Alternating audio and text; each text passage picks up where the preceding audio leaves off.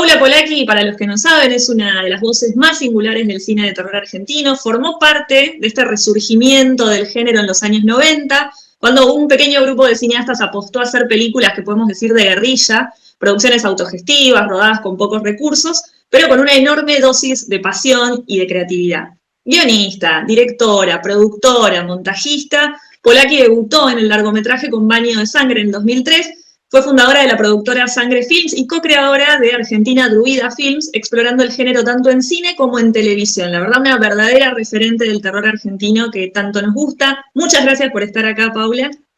Gracias a ustedes.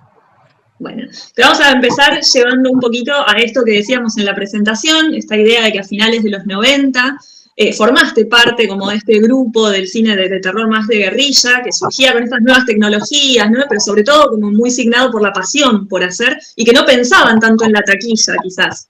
Entonces, ¿cómo era ese ambiente y qué lo hacía tan especial en la Argentina de esa época? Fue el auge de los videoclubes. Teníamos las películas a mano y parecía fácil hacerlas. Lo único que necesitábamos era una cámara, algo para editar esos cassettes, porque se grababa en cassette, en tape, y el gran problema siempre fue la distribución, porque el salto era la sala cinematográfica o el videoclub. Entonces se hacía todo de manera muy casera, y cuando terminabas de hacer una película se la mostrabas a tus familiares, a los amigos, hacías reuniones en algún cineclub, era como todo muy, muy cinearte. Y el que podía hacía algunas copias, las ubicaba en algún videoclub o las vendía en alguna feria, en alguna fiesta, y ahí se terminaba todo. Después otros fueron avanzando, lograron conexiones con distribuidoras de video, que en Argentina había muy poquititas, 2 o 3, y no querían nuestras películas, era todo muy nuevo. Algunas llegaron y después se empezó el camino del Inca, como quien dice. Vos mencionaste... Eso era como el final. Había que lograr meter películas en el Inca y conseguir ese apoyo, porque eso era lo que aseguraba la distribución. Y siempre nuestra pantalla, por suerte, fue el Buenos Aires Rojo Sangre y otros festivales que fueron surgiendo. Sin esos festivales no hay nosotros, no hay cine de terror argentino, no hay nada, porque no había dónde mostrarlo. Nosotras, bueno, pensábamos, ¿no? Como que desde tus primeros cortometrajes el terror siempre estuvo presente. O sea, sí, ocupa un lugar determinante en toda tu producción. ¿Cómo llegas al terror? O sea, ¿qué te llevó a elegir el terror como género? Siempre me gustó, y a mí me gustaba muchísimo leer, leía cualquier cosa, y en algún momento encontré el cuento Barba Azul, con ilustraciones infantiles, pero el cuento no tenía nada de infantil. Inclusive estaban algunas ilustraciones en blanco y negro, otras estaban en color, y yo tengo un recuerdo de las esposas de Barba Azul colgando y pensé que era en color, y hace poco miré el libro y eran en blanco y negro, el dibujito era en blanco y negro, y para mí era de color. Y después un día mi hermano tenía televisión en la pieza, televisor blanco y negro, no nos dejaba ver nada en la pieza de él, pero un día estaba la puerta abierta y él estaba viendo El Exorcista. Yo justo pasé y Linda Blair giró la cabeza 180 grados. Y ahí fue como... Te enamoró de eso. Y sí, dije, ¿qué es esto? Y no tenía ni idea lo que era ni el terror, ni el cine de terror, ni nada, porque nosotros íbamos al cine Los Ángeles a ver las películas de Disney. Claro. No teníamos acceso al cine de terror, a las películas de terror, a nada. Y después en algún momento hubo algo que se llamó, creo que Trasnoche 13, y porque la tele no transmitía 24 horas. A las 12 de la noche cortaba, venía la señal con rayitas, un pi, y fin de la transmisión y se acababa. Pero un verano hubo algo que se llamó Trasnoche 13 o algo así, y pasaban películas hasta la madrugada. Y ¿Continuado? Continuado. y muchas eran de terror. Y ahí vi El Encantamiento, donde estaba Helen Hunt haciendo de nenita, que estaba con su hermana y la hermana tenía poderes, etcétera. Nada, pasaron un montón de pelis de terror y vi un montón ese verano. Y después ya como fui más grande ya las busqué yo sola. Me tocó el estreno de Pesadilla. Bueno, ahora vi que pusieron de nuevo, están llegando a las plataformas las pelis de los 90. Ya sé lo que hicieron el verano pasado, fue toda una saga. Bueno, la saga de Scream. Y después, por ejemplo, La Noche de los Muertos Vivos, la versión de Tom Savini, donde Bárbara ya no era un personaje catatónico, sino que inclusive pasa de sacarse la pollera y ponerse un pantalón porque se dio cuenta de que así no se podía pelear contra los zombies. No era cómodo pelearse así contra los zombies. Y vos dirías que todas estas películas que estás nombrando y a las que después llegaste vos por tus propios medios, ¿influenciaron tu manera también de hacer cine? Sí, la manera en la que procuramos. Yo fui a la escuela de cine, estudié televisión también, pero y me gustaba escribir, así que escribía cuentos y todo eso, pero nunca enganché a algún profesor de guión que nos enseñara a contar las historias bien.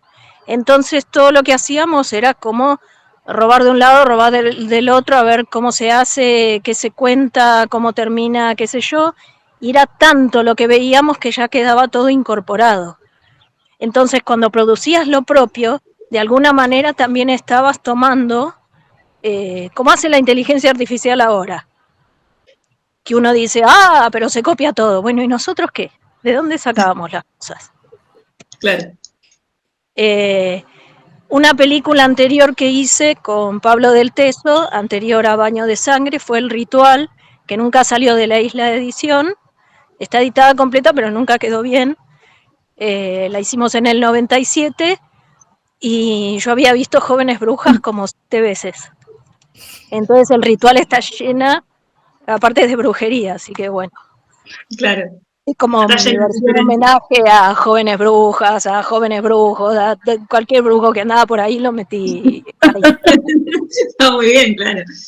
Baño de Sangre, por lo que tenemos entendido, fue un proyecto bastante solitario, porque dirigiste, escribiste, produjiste, lo filmaste y lo editaste, hiciste como mucha parte. ¿Cómo es la experiencia de filmar así con pocos recursos? ¿Y cómo crees que eso marcó también esa estética que es súper intensa de la película y es tan cercana con el espectador también? Lo que pasó con Baño de Sangre es que es una película a medida que se iba yendo. El protagonista, que se llama César, era un amigo mío, yo estaba viviendo con él, y él se iba a ir a vivir a Londres.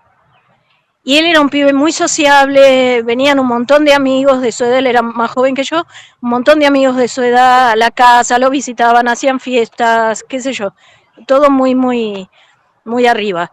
Y dije, puta, este pibe se va a quedar sin todos sus amigos, allá en Londres, empezará la nueva vida, no sé qué, ¿por qué no hacemos una película con todos sus amigos para que él se lleve de recuerdo? Y el viaje de Londres tenía fecha. Entonces había que escribir, había que producir, había que hacer todo y encima una película que también me gustara a mí. Claro. Porque César ahí no eligió el tema, no eligió nada. Yo dije, vamos a hacer que vos sos tal cosa y qué sé yo. Y bueno, y la película se fue gestando a partir de la locación, que era el departamento donde vivíamos. Inclusive hicimos escenas apuntando al balcón de enfrente y no había nada en el balcón de enfrente porque ahí vivía una señora, qué sé yo, no era nadie amigo nuestro. Y tanto filmamos el balcón de enfrente porque era donde vivía uno de los personajes, que un día le tocamos el timbre a la señora, la saludamos desde nuestro balcón y le dijimos, ¿no nos dejás hacer unas escenas en tu balcón que necesitamos poner al personaje ahí? Bueno, dice. Y entonces en un ratito hicimos todas las escenas de Leticia en el balcón. Yo creo que eso ahora no se podría hacer, que uno no podría decirle hola al vecino enfrente, meterse en el departamento con una cámara. Me parece que también había unas posibilidades de filmar hace un tiempo no muy largo que eran mucho más amables. si bien ahora las cámaras se achicaron, ahora con un celular haces muchas cosas, tal vez no puedas filmar a la noche, no te puedas meter en cualquier casa, no puedas meterte de contrabando en algún lugar. No lo sé, me parece que en el sentido de producción ahora está mucho más complicado. Sí, tal cual. El otro día justo estábamos viendo unos videos del Rojo Sangre del año 2003 y estabas hablando vos muy chiquita del estreno de Baño de Sangre. Después si querés te los comparto por si no los viste, pero son una belleza. No sabía que estaba filmado. Muy lindo. Y quería preguntarte, bueno, ¿cómo fue el estreno de la película? O sea, ¿cómo viviste en el contexto del VARS el estreno de tu primer largometraje? Bueno, yo estaba muy tranquila terminando de hacer la copia que iba a ir al VARS porque queríamos llevar un Betacam, que era el cassette más grande, con mejor calidad que se podía. Y estaba tirando la copia un ratito antes de que empiece el festival y yo estaba en Palermo, me tomé un taxi, fui al festival con la copia, Gabriel Schipani estaba ahí frenando a la gente porque no podía dar sala porque no tenía la película. No había celulares, yo no le podía avisar nada, así que él no sabía si yo iba a llegar con la película o no. Y cuando estoy llegando con el taxi veo que había gente dando vuelta a la manzana. Digo, mira cuánta gente, cuánta gente. Y cuando voy entrando digo, ¡ay, viene la película! Así que fue muy lindo y Gabriel se alivió mucho cuando me vio con la película y todo eso. ¿Cómo fue el paso de dirigir a empezar a crear básicamente tu productora y que eso después devenga en la creación de Argentina Druida Film? O sea, ¿cómo se produce el paso de hacer películas con amigos a empezar a crear una productora para poder hacerlo como de un lado mucho más formal? No, en realidad no cambió nada, solamente que había que ponerle algún nombre que no se podía llamar Paula Películas. Entonces le tenía que poner algo. Necesitabas darle cierta formalidad, por decirlo de alguna manera. Claro, incluso a veces los títulos, por ejemplo, en mi tumba son mentiras, porque lo hicimos 2 personas. Me hice unos créditos re largos para que pareciera que había más gente, pero no había más gente, nunca hubo más gente. Está bien. Me acuerdo que había un chico, Sebastián Caulier, que después dirigió La inocencia de la araña, qué sé yo, hizo pelis en el Inca. Él estaba de estudiante en la ENERC y me dijo, voy a filmar mi primer largometraje. Qué bien, qué bien. Sí, somos como 40. Genial, genial. Es de terror. Bien, bárbaro, bien. Bueno, después me lo encontré y me dijo, los 40 duraron una semana. Después terminó la actriz sosteniendo el micrófono, el no sé qué, como 5 personas terminaron todo porque era, claro, imposible. No se podía sostener un grupo de gente tan grande tanto tiempo. Y bueno, claro. Y lo de la productora fue medio una fantasmeada, un proyecto, pero quedó ahí. Druida Film sí fue algo más serio porque Fabiana lo encaró desde el lado de la producción, consiguió coproducciones internacionales, se movió por mercados, tuvo otro tipo de experiencia en cuanto a la producción y como a tener una empresa. Claro. ¿Y cómo fue ahí el trabajo en conjunto con otra compañera en ese sentido? No, buenísimo. Aparte nos conocimos por Insomnia, cuando Insomnia pasó por varias etapas. En un momento era una presentadora de cortometrajes, un proyecto de ella porque el personaje era propio. Entonces ella ya había filmado todos los copetes, consiguió unos cortos, había visto En mi tumba había visto El cuarto de Alicia y quería pasarlo. Entonces, bueno, me llamó, fui a la casa y la conocí, pegamos onda y después nos fuimos encontrando hasta que, bueno, yo la convoqué para Baño de Sangre y para nosotros fue algo como muy, porque era la única actriz profesional del grupo.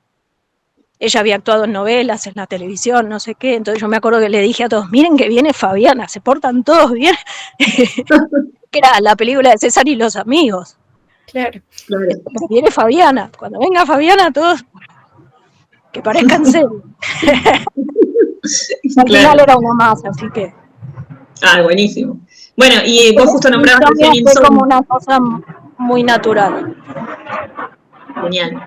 Vos recién nombrabas Insomnia y justamente fue una coproducción con Italia y España y se realizó de todas formas fuera, ¿no?, de los circuitos tradicionales del Inca, precisamente. ¿Cómo surgió esa oportunidad específicamente? ¿Y qué cambió para la película también poder contar con ese apoyo internacional? Bueno, Insomnia iba a ser un teaser. Fabián había ido a los mercados y en los mercados se daba cuenta que necesitaba alguna pieza audiovisual para poder vender algo. En ese momento tenías que llevar un tráiler, un teaser, qué sé yo. Entonces ella quería vender Insomnia. Entonces me dice, vamos a hacer el teaser de Insomnia. Bueno, dale, qué sé yo. Y cuando lo empiezo a leer y veo las locaciones, digo, pero Fabiana, si vamos a hacer todas estas locaciones, hagamos las escenas completas. ¿Para qué hacer 10 segundos? Si te vas a vestir, vamos a estar en el lugar, tenés las luces, tenés la cámara, hagamos la escena completa. Y al final fue una locura. Porque estaba buena la idea, pero bueno, claro, era más tiempo, más plata, más gente, más todo. Pero bueno, lo pudimos hacer. Hay algo que a nosotras nos interesó un montón de tu filmografía, de los largos y de los cortos, que tienen que ver con que las mujeres que aparecen en pantalla, o sea, tus personajes femeninos, nunca ocupan el lugar de víctimas. E incluso las que son víctimas son mujeres súper fuertes. Hay algo como dando vueltas ahí de correr a la mujer del lugar tradicional en el que la pone el cine de terror. Y pensábamos, bueno, que queríamos preguntarte cómo pensabas y cómo construías vos esos personajes femeninos tan importantes. Para mí se dio como una cosa natural, pero creo que tiene que ver con que uno es mujer. Entonces, de alguna manera, no te querés poner en el lugar de la víctima. Estás en el rol de la víctima porque es una película de terror, etcétera. Y estábamos en la época de las reinas del grito.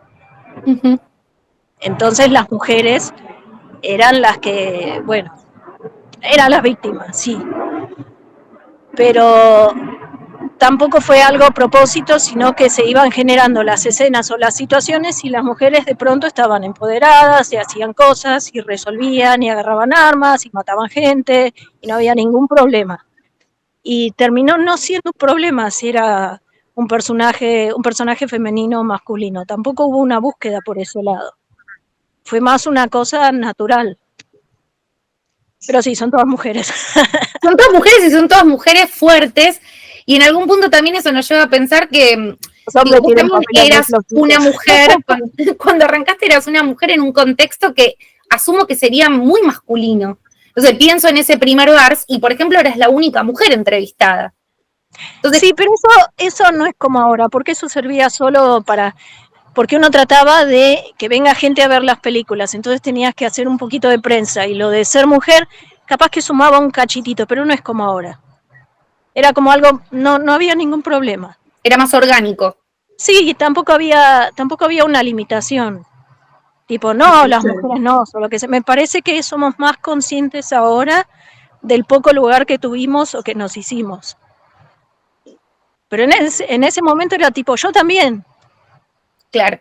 Si él puede, ¿por qué yo no? Si ellos se están haciendo, ¿por qué yo no? Pero no por ser mujer. Claro. Sino por hacer y por contar con el mismo recurso. Tal cual. Y por suerte fue así, porque si no serían todos como, no sé, serían como películas muy aburridas, capaz. Muy autoconscientes, sí. Demasiado. Claro. Paula, en televisión vos adaptaste el mito del lobizón en Luna Llena sobre Buenos Aires, dándole además como una identidad hermosa. Sí, dándole como una identidad muy argentina. Acá estoy en Canal 7. Por eso. Esta es la pena de Canal 7. ¿Ven? Estoy en el parque. Mira, no hay mejor lugar para que respondas esta pregunta, entonces. Esta pregunta, claro, justamente, claro. ¿Cómo fue entonces la experiencia de trabajar en la dirección de un episodio para televisión, teniendo en cuenta el contexto de esa TV que se permitía un montón de cuestiones como súper disruptivas en ese momento, porque el episodio era muy disruptivo? ¿Cómo fue ese trabajar ahí? Para mí fue Hollywood, porque tenía todo. Recursos, claro. Tenía recursos. Tenía 3 días para hacer todo, pero ahí sí era la directora. Entonces todos me preguntaban, y yo podía decir sí, no. Lo que sí no había era plata, entonces hicimos una lista enorme de efectos especiales con la gente del departamento de efectos especiales, y después cuando voy a ver lo que se había hecho me decían, bueno, no, la cama no se puede romper, tenemos que hacerlo de otra manera. Bueno, tal cosa tampoco se puede, tenemos que inventar otra manera. Entonces, al fin y al cabo, era como una mezcla entre lo independiente nuestro y la estructura pública. Y dentro de la estructura pública, en un momento de la filmación que era muy apretada, estábamos con el horario súper justo, nos agarra una asamblea gremial. Yo me quería morir porque desapareció toda la gente del set, me dejaron las luces prendidas, estábamos con los actores y un periodista me había dicho, vos hacete amiga de los camarógrafos. Entonces yo había pegado un poquitito de onda con los camarógrafos y me dejaron al asistente de cámara y pudimos terminar las escenas porque eran, no se necesitaba sonido. Así que bueno, y me acuerdo también que nos pedían que tuviéramos figuras como actores. Y yo dije, pero yo no conozco ninguna figura y le voy a tener que pedir a las figuras que hagan cosas que capaz que no quieren hacer. Entonces les dije que el hombre lobo sea mío, y entonces fue un compañero de trabajo, Sebastián. Y para la nieta les pedí a Sabrina García Arena, que era nadie. Era re chiquita, sí. Pero muy joven. Nada. Pero yo la había visto en un casting de Clean and Clear. Era buenísima.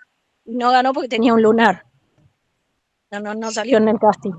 Después yo editaba en una agencia de casting, entonces bueno, dije, ¡ah! ¡Qué bien esta chica, qué bien! Y me quedó.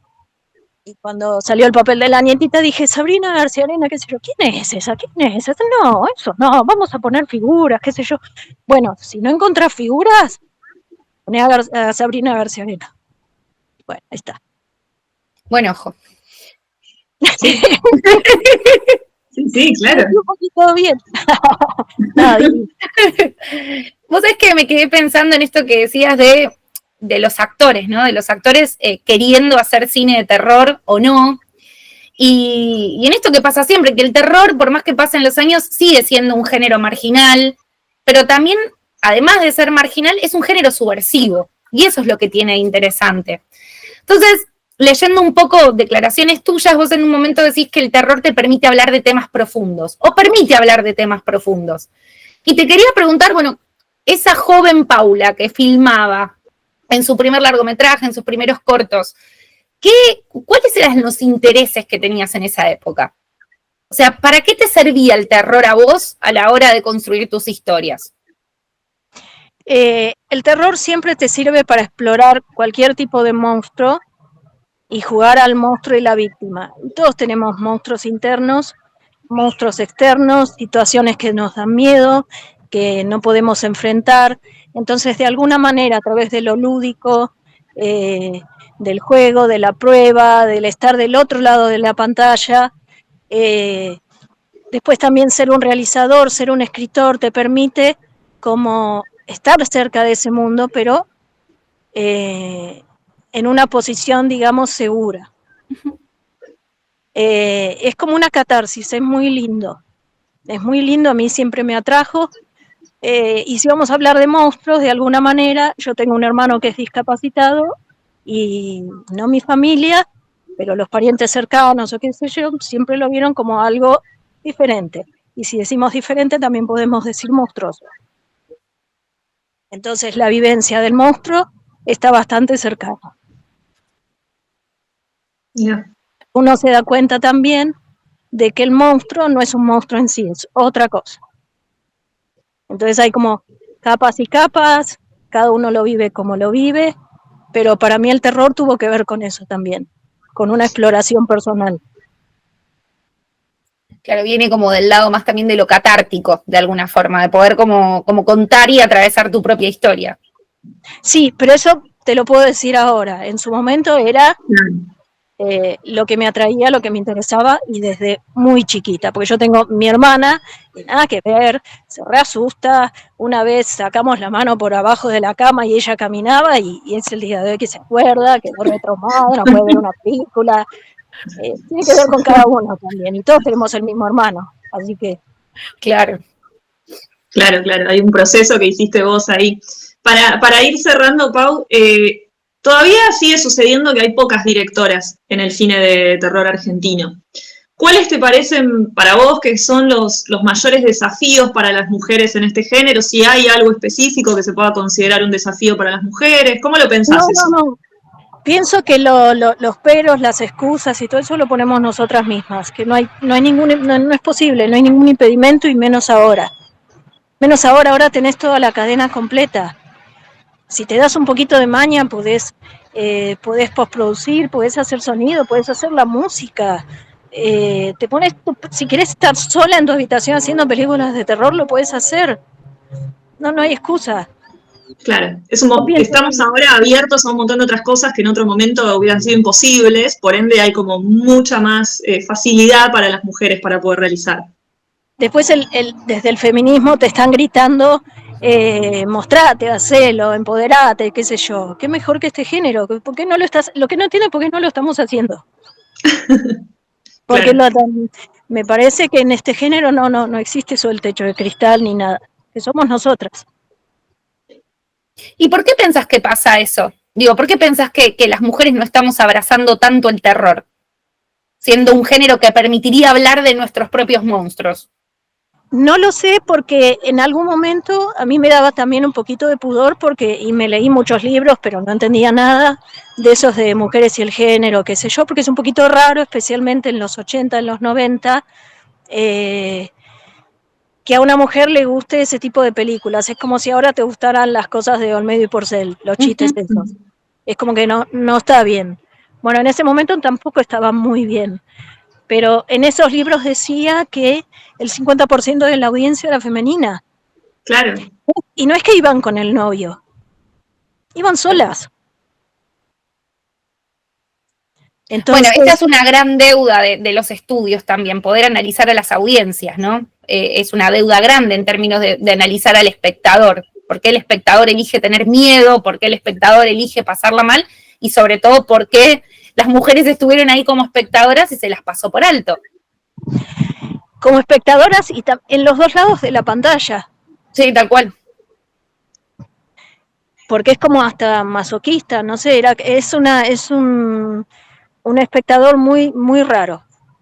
Muy raro. Vos mencionás esto de que estuviste leyendo textos que por ahí eran un poco complejos en relación a la relación del terror con las mujeres. Y me pongo a pensar... No, eran complejos para mí de entender porque eran textos un poco filosóficos, sociológicos, y yo no entiendo mucho. Claro. Entonces, pero tengo una pregunta simple. Tengo una pregunta sencilla. Por ejemplo, vos hoy como espectadora de cine de terror, ¿tenés alguna mujer directora que te interese su laburo? A mí me gusta Mary Harron. Me parece que Diablo Cody también.